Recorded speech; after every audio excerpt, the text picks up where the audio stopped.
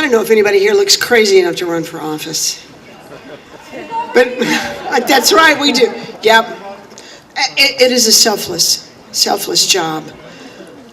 The pay is terrible. The abuse is horrendous.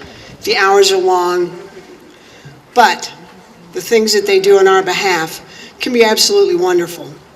And to that end, I'd like to introduce another state rep. Normally, I don't like to have a lot of elected officials here because most of them are just not a lot of fun. They don't have a sense of humor. They're really not interested in the work or listening to people who are purported to be their supporters. But I've got one like Laura and like the others who are going to follow, and of course like Speaker O'Brien, JR Hoell, who has become a dear friend of mine. JR and I somehow crossed paths at a Second Amendment rally or something, and for the last better part of a year been working together on the radio, on legislation, any number of things. In fact, to speak directly to Laura Jones' discussion of money, he and I have formed a political action committee called Packing New Hampshire. Its sole purpose is to raise money to find and support candidates and incumbents who are absolutely unmovable on Second Amendment rights. So we've got money coming in already. We're finding our candidates and we're finding the bad guys. So you can help us in that effort. JR, please, if you'd join me. And we've got, I think, his chaperone, one of his wonderful 4 kids, who introduced himself to me as Benjamin David. Thank you.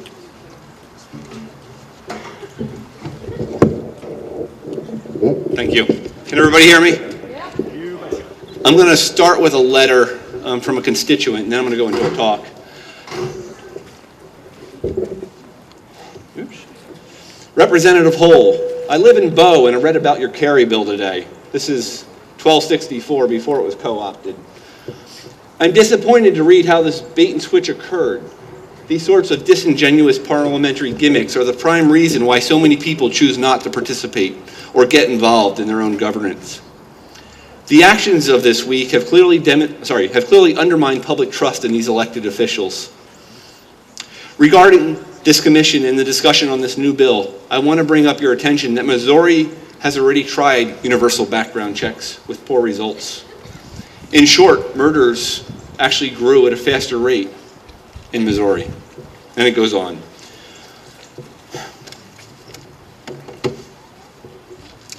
Along the way, I've come to conclude that the most frustrating thing about politics, and I've been on the sidelines for a long time, I ran to 2002 the first time, was a fundamental distrust in the people in office who said one thing and did another.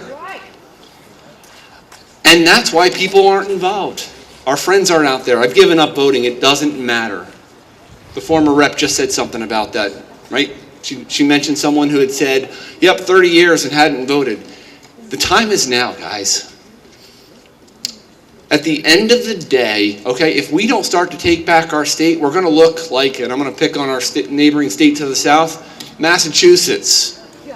I have a whole bunch of friends on Northeast shooters, okay, who often get into these long strings of debates about whether New Hampshire is going to look like Northern Mass.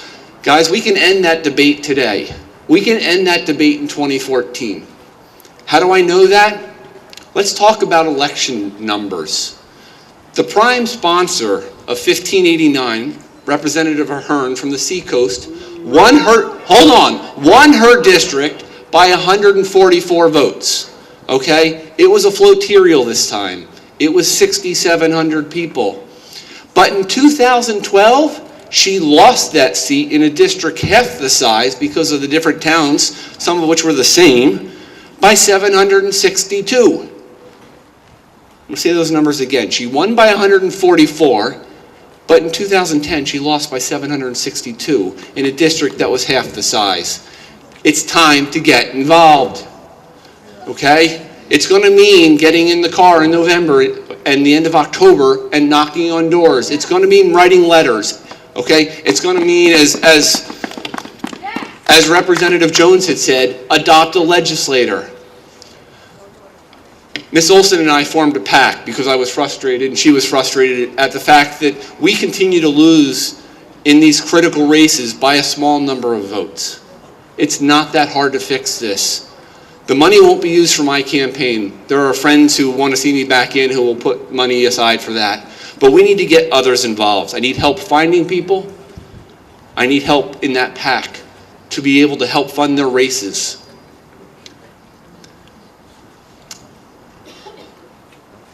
My youngest is running around here with a green hat. He's one of 4. There he is. I won't put a cost on my time with my kids, okay? I can figure out how much it costs me as an engineer to be at the State House. It's a fairly large number. Estimate 500 hours, man-hours worth of time, figure out what your rate is, and you'll figure out what it costs. But you can't put a price on your time without your kids. My kids have signed up to this alongside of me and said, you know what? It's time to make our state the pro-liberty state that we claim in terms of live free or die. And that's a big price for them to pay. And I want to honor their commitment to this cause by making sure I don't go and lay down and roll over when it comes to what happens in the State House.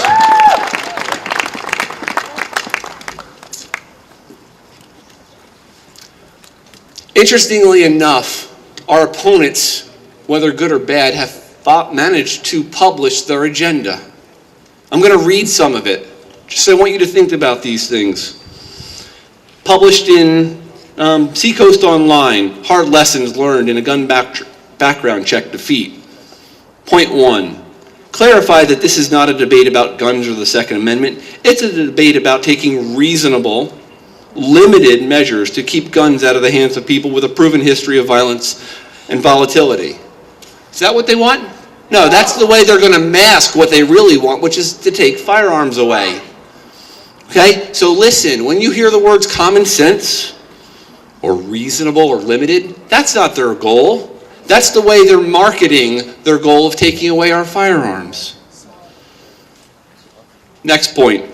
The next background check bill should address only commercial sales from the onset.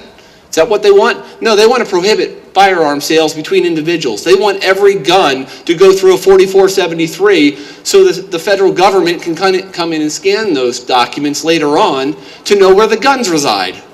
No. Anybody paying attention to Ukraine? Venezuela? Ireland, right? Weimar Republic, the list goes on. This is not a partisan issue. Democratic leaders have shown that they cannot be counted on. The argument needs to be made legislator by legislator that we should not presume to know someone's position simply because they have a D or an R after their name. Well, I agree with that. Unfortunately, there's issues on both sides. I agree with that statement completely. It isn't a partisan issue. Those who support our constitutional rights, and as the former speaker, Mr. Underwood, said, right, it goes beyond that. It really is our natural rights, and I love the fact that Article 2 calls it out as natural rights, okay? These were there before the Constitution. The Constitution just documented what already existed. So you need to be careful when a Republican says, yep, I'm going to get up and do something. Make sure he or she's going to do it. The same thing is true on the Democratic side. It's not a partisan issue. They're either going to support the Constitution or they're not. And it's time to make sure when you put effort into candidates, you're putting effort into candidates like the ones you're going to hear today speak, some of the other ones that aren't here but have been tirelessly fighting for our constitutional rights.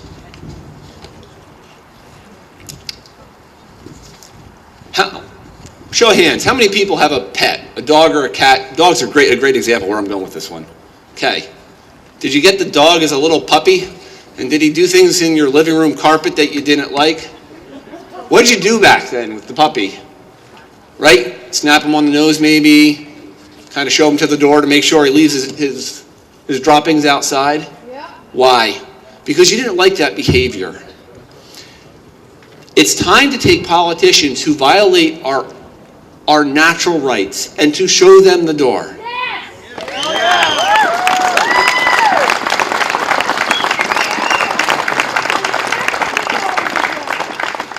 A small tap on the nose and maybe stuffing their nose in what they did wrong and then showing them the door is also acceptable behavior.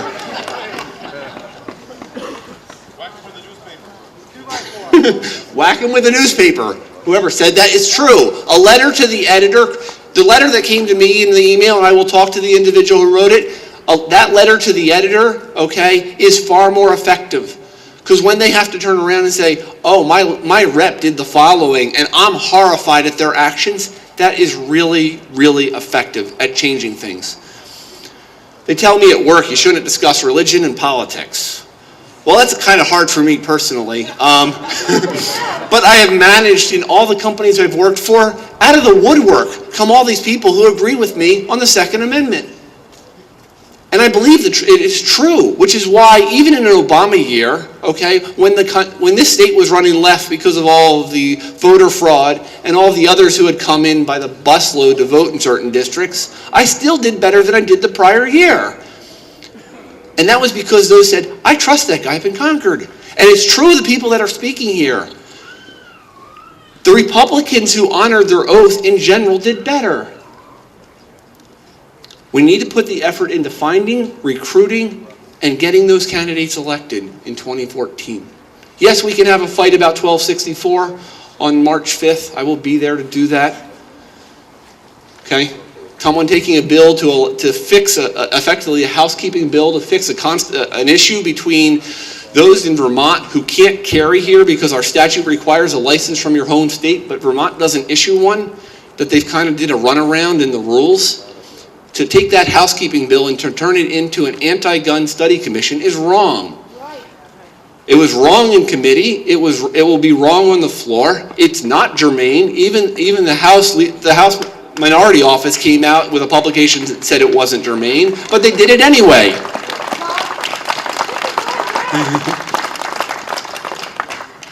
If you go to what they have published, and someone attended a meeting of the Seacoast Moms Group and published it on Facebook, what their agenda is, and I can read portions of it here today, it follows very much where this study committee wants to go.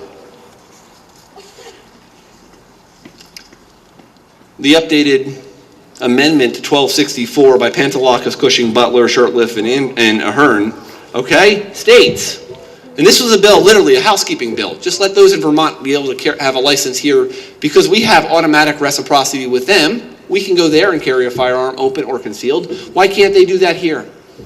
Well, we ask for a license, okay? But they can't get a license because our statute doesn't allow them, even though the Department of Safety has managed to somehow come up with a rule that says if you bring a letter from your chief of police, you can get a license. There is established a commission to study the impact of firearms violence. Wait a minute. We are the safest state in New England. Why are we even bothering to study this?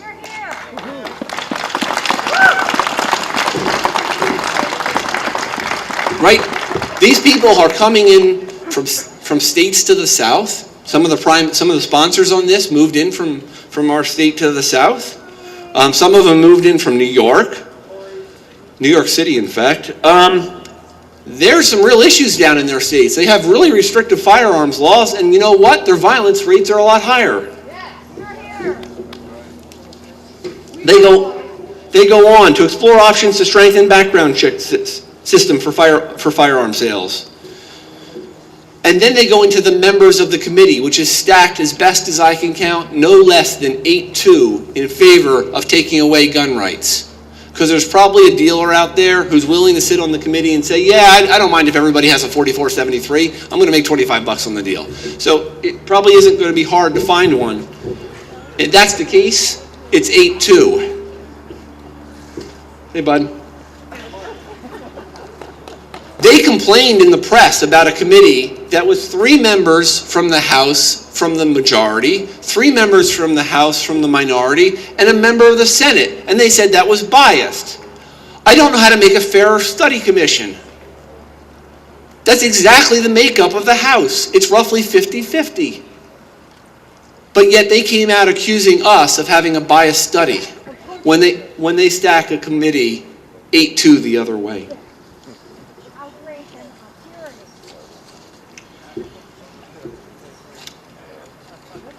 In closing, we won the fight on 1589 because you guys got involved. You wrote letters, you made phone calls. Okay? We need to do the same thing. You need to remind your friends to do the same thing. But more importantly, and that, I hate the idea of a study commission, but that study commission goes away in 12 months. Senate Bill 244 won't go away. If that's passed into law, okay, we will start taking away the rights through a process that's very arbitrary. And that's the dangerous side of this bill. Mental health is not something you can do a blood analysis for. It's not like drinking and driving for say, right? Where you can say, yep, I measured the person's blood alcohol content, it's 0.8 or 0.08. 0.08. Thinking about Democrats. The ones with ducks. There is no real good metric, okay, for whether someone's mentally insane. That's the problem. Our entire judicial system is based on the presumption of innocent until proven guilty, until the person has committed an act where they have violated the rights of others. What happens if we pass this bill is someone can make an accusation. You can go before a judge or go before a board at a hospital, and they can determine that you need a guardian and you've lost your rights and there is no chance for restoration. Those pushing the amendment don't realize that we don't tell the FBI who comes off of NICS. We can tell them who shouldn't be on the list, but the FBI still takes you off. And at the end of the day, it hasn't been proven to me yet that it's not anything other than a one-way door. If someone wants to go fix NICS, great. Start by fixing NICS to make sure that anybody who has proven that they are no longer should be on it is right off. That's the National Shooting Sporting Foundation is out there pushing Fix NICS. Well, fix NICS by making sure we can get it off of it. If for whatever reason you got inadvertently put on, you should be off of it as soon as possible. In fact, it should go away, but that's a long-term goal, not a short-term goal. And to those at Miscellaneous Blue who are taping this, please publish that.